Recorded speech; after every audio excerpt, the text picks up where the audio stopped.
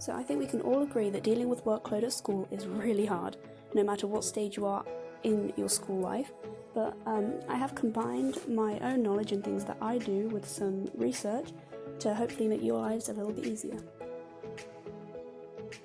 First thing you have to do if you absolutely want to stay on top of it is to plan ahead what you're going to do, because if you don't do that, then it's just all going to fall apart.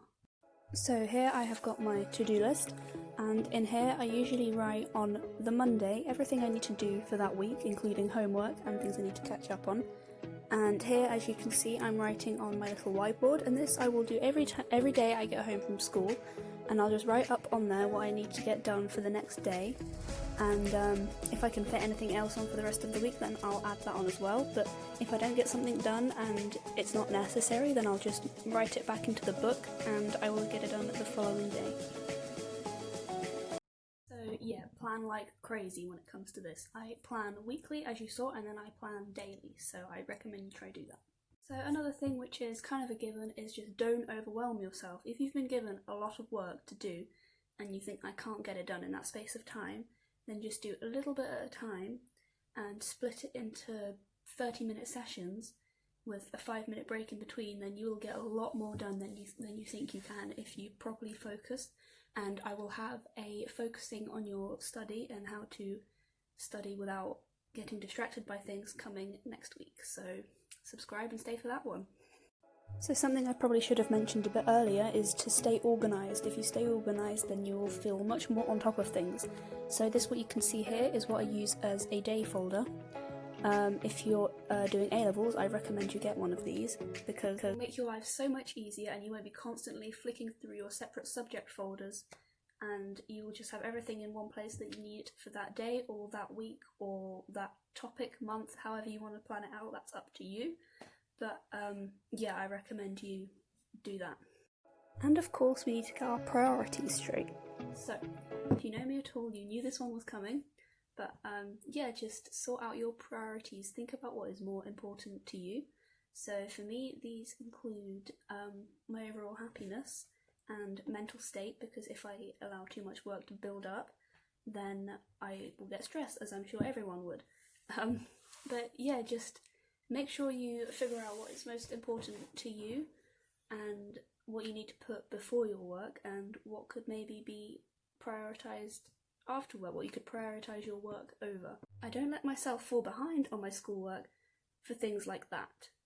Hopefully that made more sense. But yeah, I hope you understand what I'm trying to say, that you just need to put things that are more important in front and not just become a bit of a workaholic and do work and then realise that you do absolutely nothing else. So you want to have a bit of fun in your life as well. So for example, these amazing people are part of my priorities. Set yourself some realistic goals. So let's say for example on Thursday you have an essay due, on Tuesday you have some questions due, on Wednesday you want to hang with friends, on Friday you have work, and on Monday you have a test. For each of these things you need to ask yourself what is more important, what is going to take the longest, and what can I push further back.